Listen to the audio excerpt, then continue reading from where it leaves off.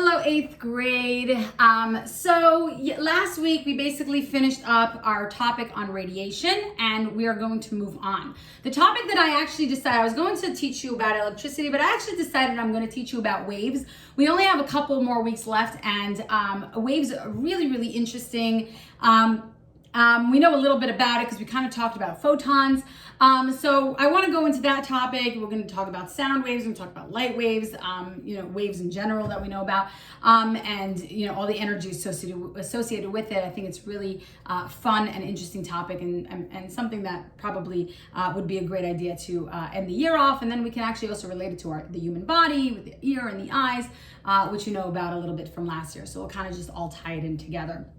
But I do want to spend today talking about something that I generally teach in 6th grade, but because I didn't have you in 6th grade and we ended up learning about kind of overall about compounds and atoms and stuff like that. Last year, we kind of just threw it in when we were talking about monomers and polymers and things like that. We didn't really get a full-on lesson of it. There's one part that we didn't end up covering, and so I want to cover it today. I'll try to finish it today. If not, then we'll do another lesson on it, finish up the lesson on it tomorrow. But that is also something that has to do with bonding, and it's a very important bond and one that I don't want you to miss out on. So I'm going to spend the day today teaching it to you, and then hopefully once we finish with this, we'll move on to waves. So the topic is ionic bonds.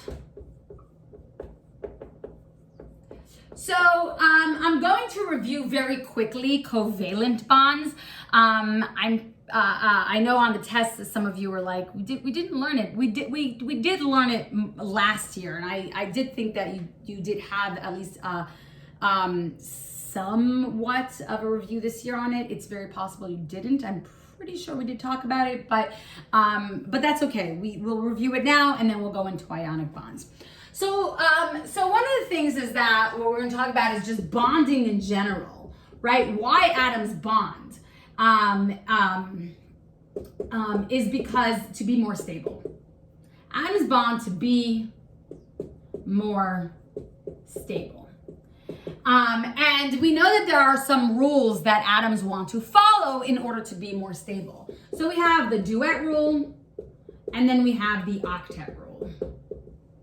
And the duet rule states that the first shell wants to have, and will only fill to the max with 2 electrons, right? And so we know that with helium, if I were to draw helium has 2 protons. So 2 protons is in the nucleus, and then the valence shell, I'm pretty sure you know about this, but if you don't, the valence shell is the last shell.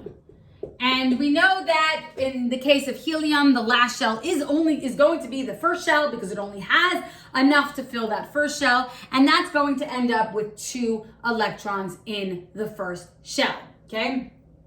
Now, we would go on to the next shell. However, in the case of helium, there is no other shell because there are no more electrons, okay? But if I were to, let's say, have oxygen, right? Oxygen has 8 protons. So I have 8 P, let me draw this a little bit better so it's a little clearer.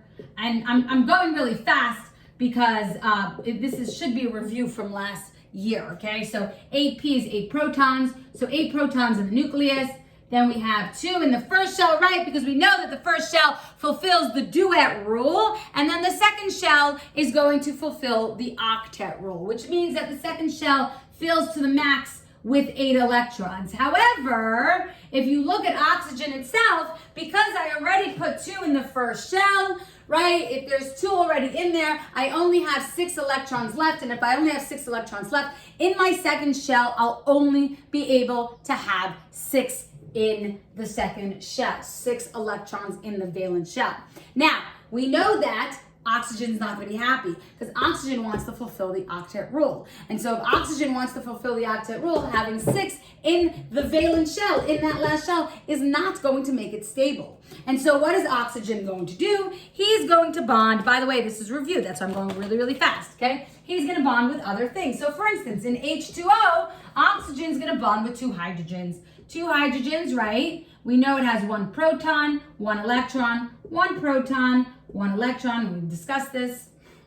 My two hydrogens are different sizes, but whatever, it's just my drawing. So we have one electron in the valence shell. Is hydrogen happy with this one electron? No, because hydrogen wants to fulfill the duet rule because it wants that its valence shell will have two. Well, the really nice thing about that is that hydrogen can bond with the oxygen, and the oxygen has 6. It ends up getting 2 more from these hydrogens, and everybody's happy. And if you don't believe me, let's do a quick count.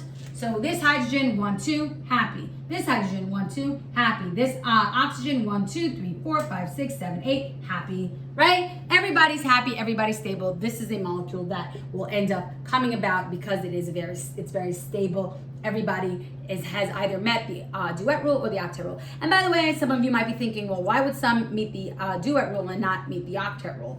Well, hydrogen, again, these smaller atoms, which are only few of them that are going to want to achieve the duet rule, these small atoms are going to achieve duet because that's the only shell they have. They're really small, okay? As opposed to octet.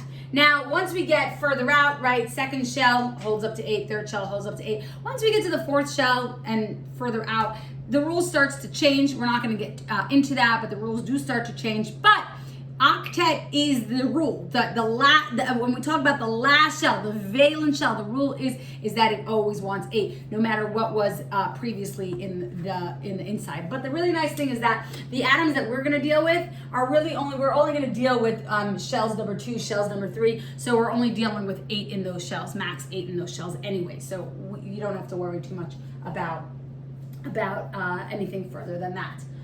That you'll learn when you get to high school or college. Okay, so now that we understand very basics of the covalent bond, this is again review. If you're not sure, look at your notes from last year. Mayan, I know you weren't here last year, and I know that you've been curious about this, and you've been talked to me about it. So hopefully this will be a little bit of an understanding for you. If it's not, feel free to reach out. Okay, so sorry I called you out, Mayan, but just know that this is pretty much, I went fast with you in mind, knowing that it might be a struggle for you. So don't be afraid to reach out. Nobody's going to hold it against you. You weren't here, so, we understand. Okay.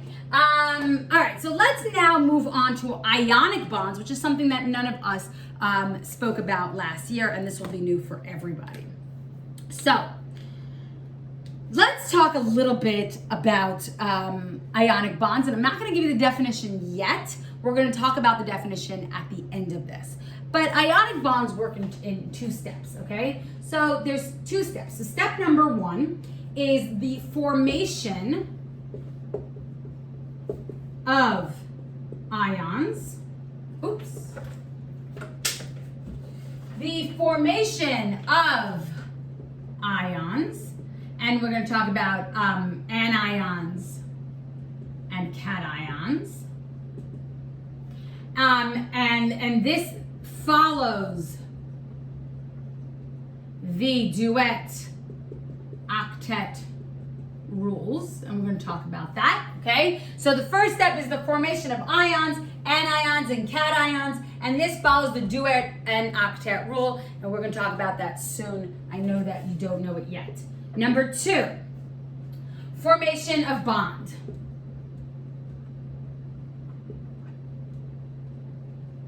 And this is the opposite charge attraction. Opposite charge attraction, and that is where the formation of the bond is going to be. By the way, this is also known as electrostatic attraction. Electrostatic attraction, so be familiar with that, and that is that opposite charge attraction, and we are going to be talking more about that. Now, let's focus on the formation of the ions, anions, and cations, and then we're going to come to the second step, which is the formation of the bond itself. So I'm going to erase this for now. and we're going to talk about the formation of ions. Okay, so let's give an example, okay? So we know that this wants to follow the duet and the octet rules, okay? So let's give a simple example of sodium.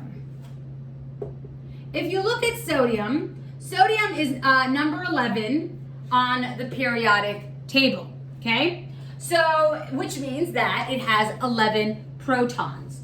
So sodium with its 11 protons, let's draw it out, 11p. It has 1, 2 in the first shell.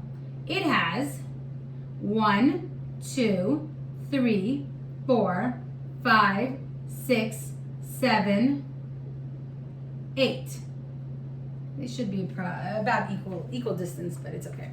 We have 8 in the second shell, right? 8 electrons. So let's count up so far. 1, 2, 3, 4, 5, 6, 7, 8, 9, 10. But it doesn't have 10, it has 11. Well, then why don't I just squeeze in one more on this second shell, right? If it has 11 electrons, I'll just squeeze in one more, and then it will have 9 in its second shell. But it can't, like we just said before. It can't have 9, it has to have 8. It can only fit 8, and that is part of the octet rule. Okay, so we're gonna move on to the next shell. We have to draw a completely different shell. And when we do that, we're gonna add the electron here. And what ends up happening is that now we have 11 protons, 11 electrons, 1 in its valence shell. Now, we know, according to the octet rule, that the atom doesn't want 1 in its valence shell. It wants 8 in its valence shell. It wants 8 in the last shell, but it's stuck with this 1 over here. And so what sodium is going to do is that it could present a really great solution. What it will do is it will say, well, if I just remove this electron, send it off, okay, goes away. What can happen is that I can get rid of the shell completely.